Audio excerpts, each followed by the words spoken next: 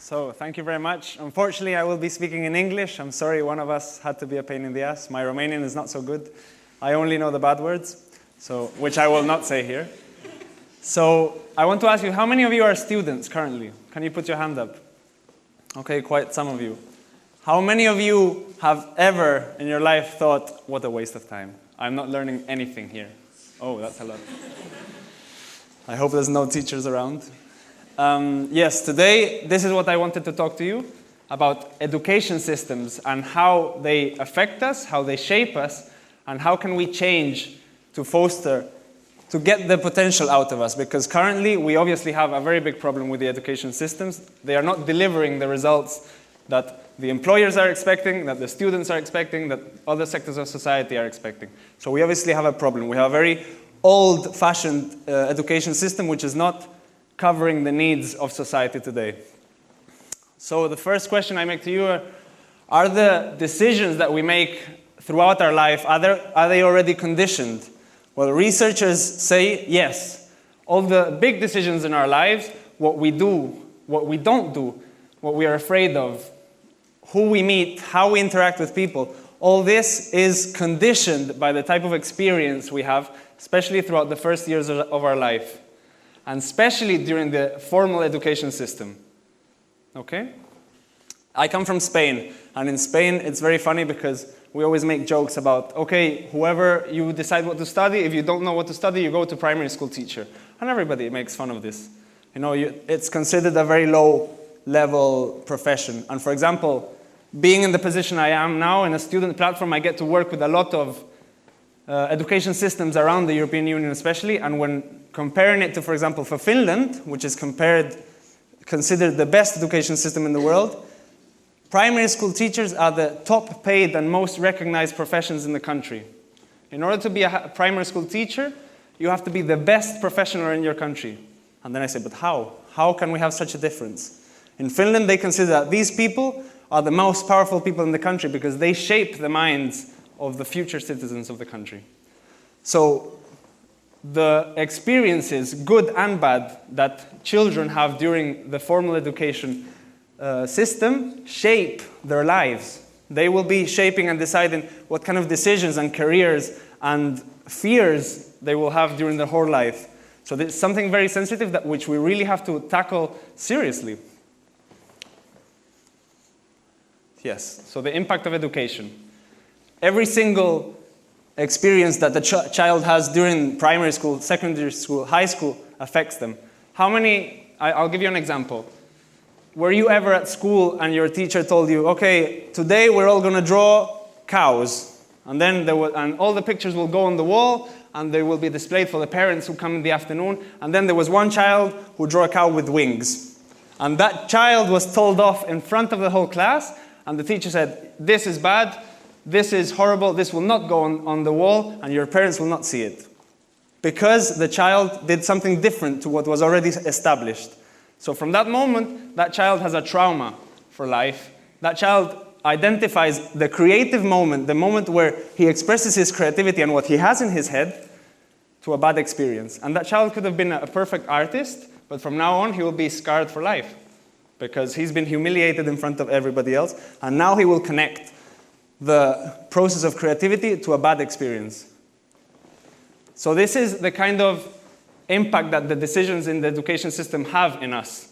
So this person will neglect any kind of creativity throughout his whole life because he associates with a humiliation.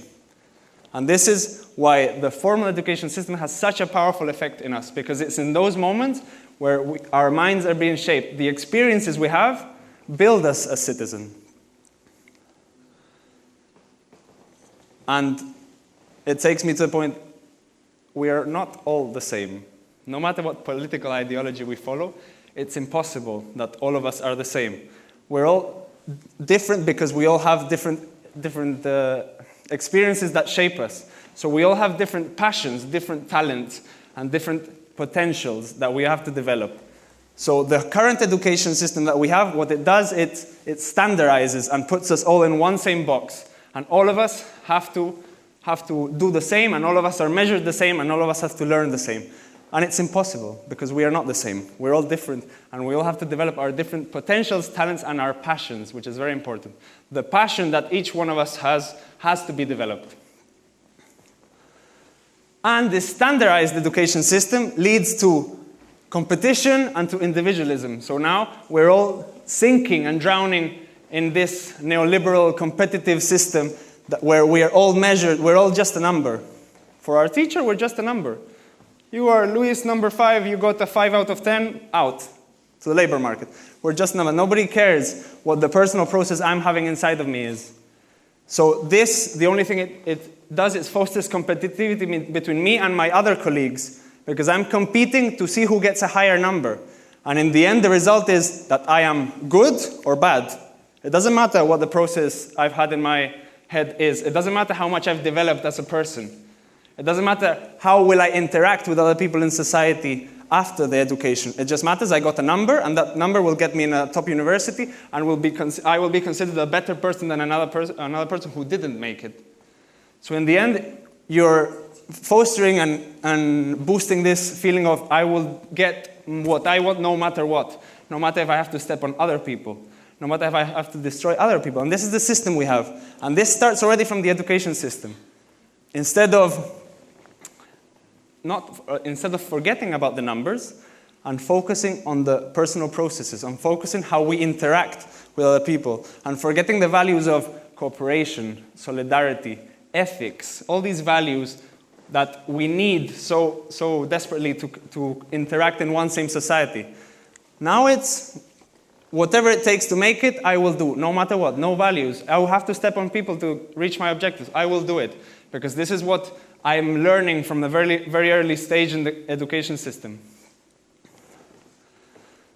So my proposal is to go back to the basic values and to go back to discovering what is the potential of each one of the students, what is the talent, and to unleash this passion.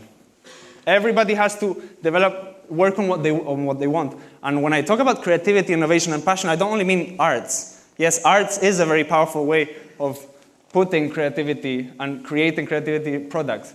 But you can also have creativity in maths, in chemistry, in physics, in engineering. It's a matter of the person being able to develop itself, build itself, see the whole picture, and understand that there are many different ways of reaching the goal. And this is how we put creativity and innovation through the different disciplines. But in order, we have to make the students work and develop according to what they like. Because by doing this, we will be able to achieve what the previous speaker was talking about. People really wanting to improve, wanting to build themselves and be the best version of themselves ever. Because they enjoy every single bit of what they do. Because why are we here in the end? At the end of the day, why are we here? If it's not to improve as much as we can, build the best versions of ourselves, and enjoy every single day. Who cares in 50 years how much money you will have, how much you have achieved if you haven't enjoyed? During my work, I see so many people who have made choices which they didn't want, work on things that they didn't want to work on because of an external pressure, or because they had a traumatic experience in education, or because somebody else wanted it for them, but they don't really enjoy it. Is it that really worth it? So, to finish, my last message that I want to send to you is we have to go to personalizing education system, adapting the education system to the needs of the individual, and start considering individuals and not students, not numbers, people who develop, who are different, who have different talents, passions, and different ways of expressing themselves. If we do this, we will succeed as society, and we will start boosting the creativity around us and the productivity and the efficiency, everything, because people will be enjoying what they will do, and they will really feel passionate about what they do. So personalizing education and not standardizing education. Thank you very much.